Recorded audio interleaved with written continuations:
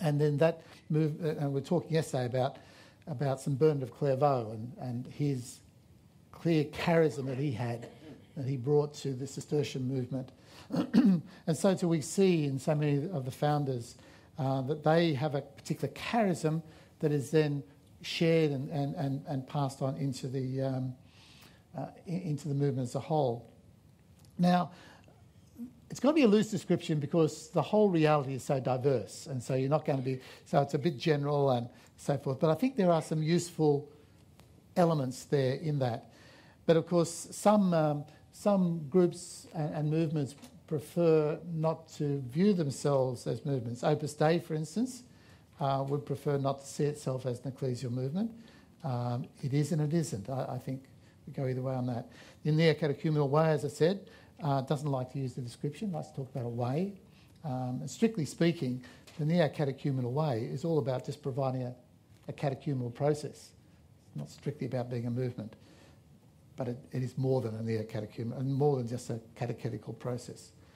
The charismatic renewal, as Matteo mentioned last night, is strictly not a movement. There's no founder to the charismatic movement. So in one way, I've always preferred not to call the charismatic renewal a movement, to call it the renewal, call it a grace, because there is no actual founder, as I said. But given those limitations to the term, because we would say each of those, Opus Dei and Neo-Catechumenal Way and the charismatic movement renewal, are in one way or another part of this phenomenon in the church today. So it's an elastic term, but I think it is useful and it's descriptive. I think in the end, it's really about groups coming together under a charism that leads to an internal renewal of Christian life.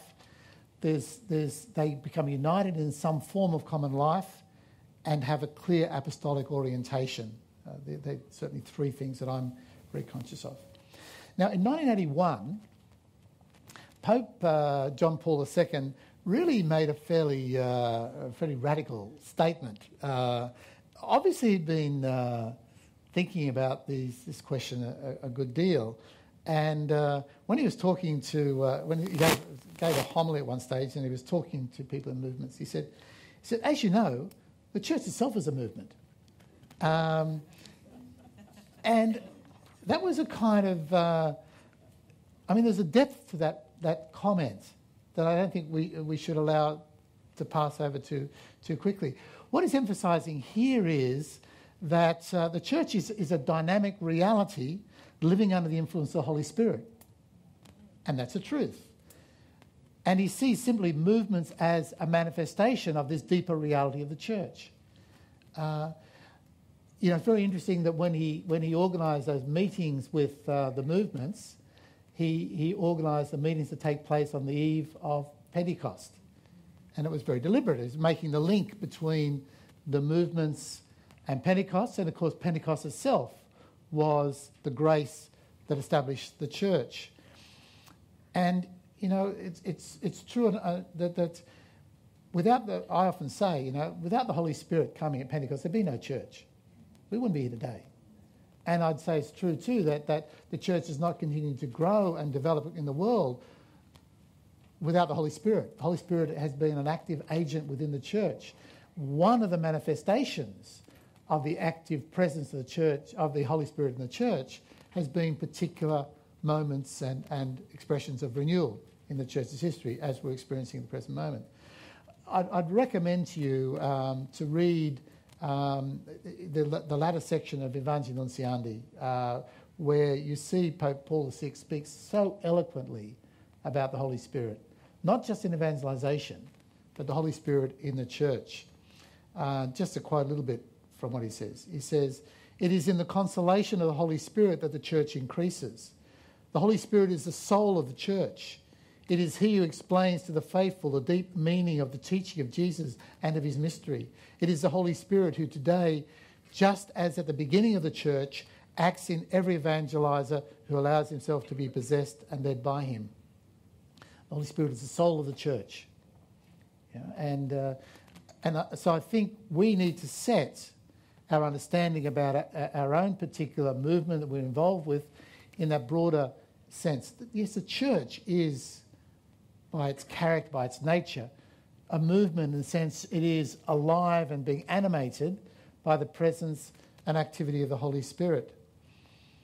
And that's so what the Pope said, and again he repeated in 1998, he says the church in a certain sense may be called a movement herself because she is a realisation in time and space of the Father's sending of his Son in the power of the Holy Spirit.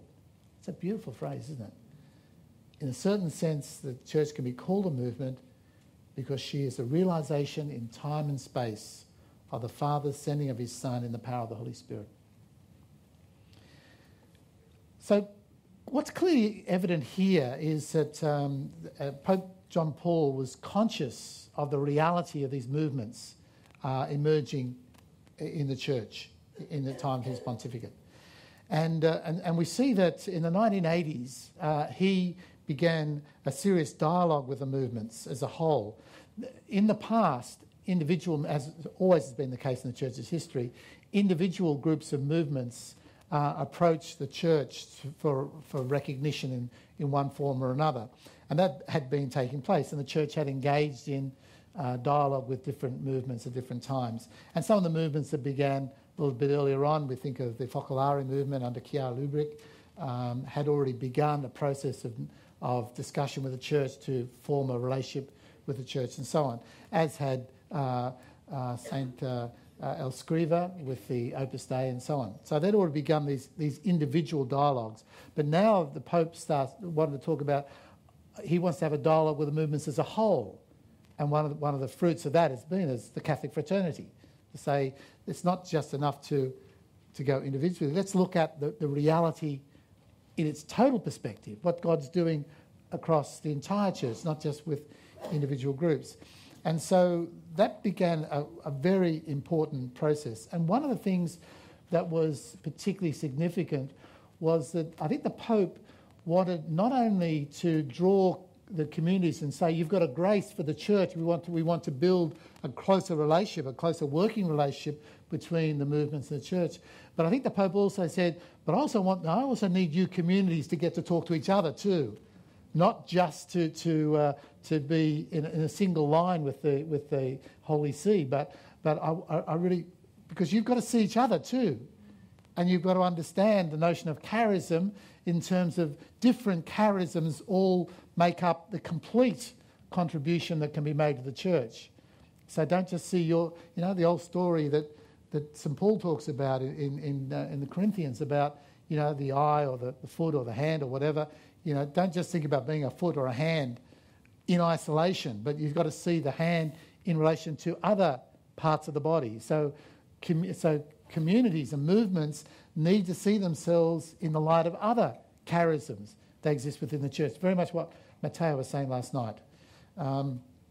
So out of that came these international movements. The first one took place in September 1981. Now, you see how quick, 78, Pope John Paul became Pope.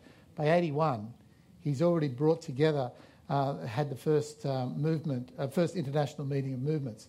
But the really great, and there's another movement, in March 1987, but the great movement, the great gathering took place in 1998